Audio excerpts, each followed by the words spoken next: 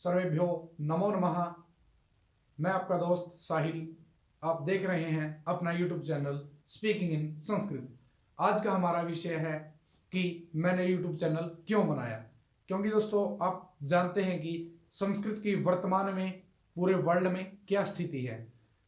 इसी को मद्देनजर मैंने यूट्यूब चैनल बनाया कि संस्कृत को कैसे ग्रोथ दी जाए। जर्मनी जैसी कंट्रीज ने सैकड़ों यूनिवर्सिटीज एंड स्कूलों में संस्कृत को अनिवार्य किया है और अपनी एयरलाइंस का भी नाम संस्कृत में ही रखा है। तो ये कितने गर्व की बात है कि जो अनदर कंट्री हैं, जर्मन है, वो अपने देश में हमारी भाषा को अपनाना चाहते हैं। लेकिन गंभीर विषय है कि बड़ी निंदनीय यह है कि हमारे इंडिया के अंदर ही संस्कृत को छोड़ा जा रहा है, इसको अनिवार्य नहीं किया जा रहा।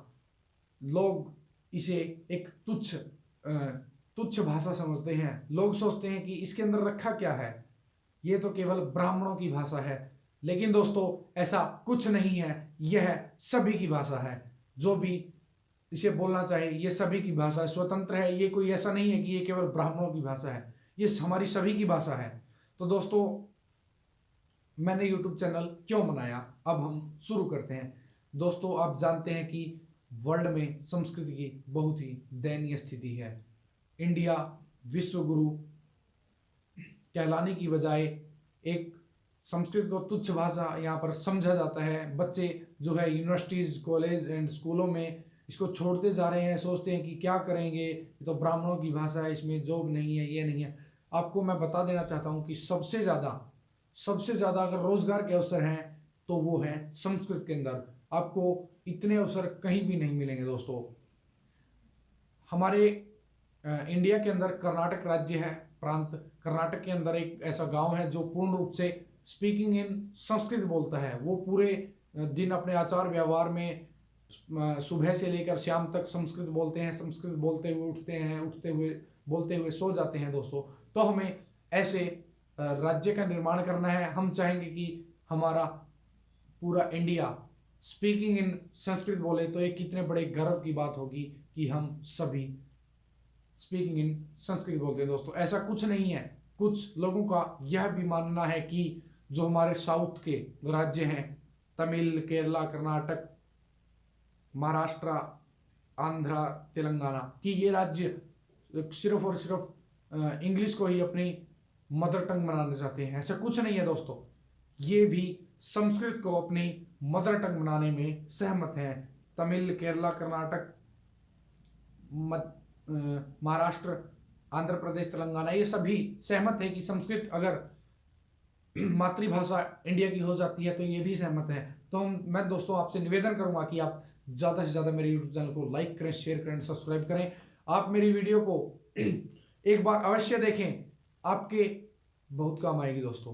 क्योंकि मेरा लक्ष्य है कि हम संस्कृत को जन जन की भाषा बनाए। देववाणी संस्कृत भाषा, वेदवाणी संस्कृत भाषा। आप देखते हैं दोस्तों, रामायण है, पुराण है, ऋग्वेद है, यजुर्वेद है, सामवेद है, अथर्ववेद है, और हमारी सबसे बड़ी महाभारत जो पुराण है, इन सभी के अंदर संस्कृत में आपको लिखा हुआ मिलेगा दोस्तों। ऐसा क्यों है? क्योंकि जो पुराने समय में ऋषि होते थे, मुनि होते थे, उनकी जो लैंग्वेज थी वो थी संस्कृत भाषा।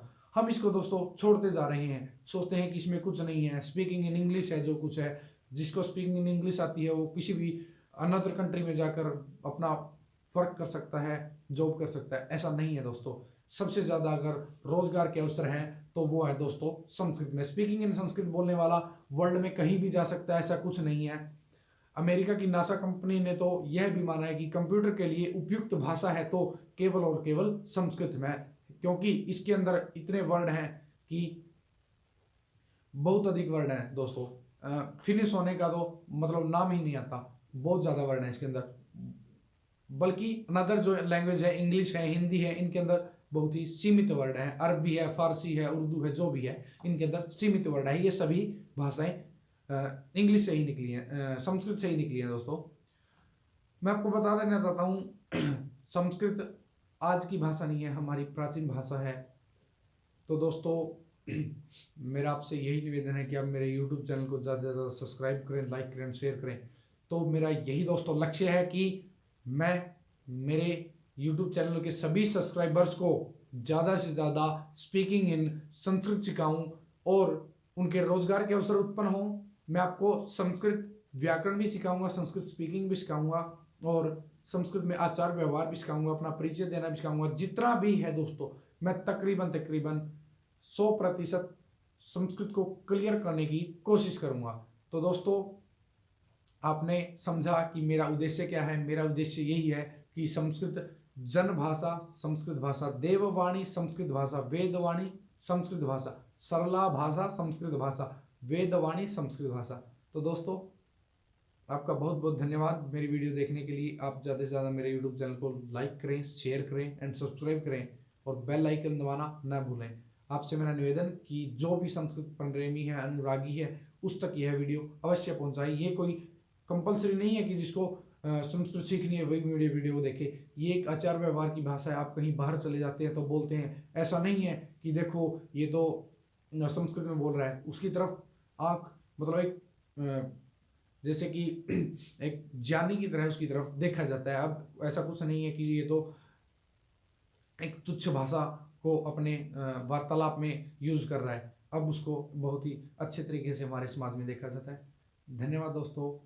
ज़्यादा से ज़्यादा मेरे यूट्यूब चैनल को सब्सक्राइब करें, लाइक करें एंड शेयर करें। Thank you.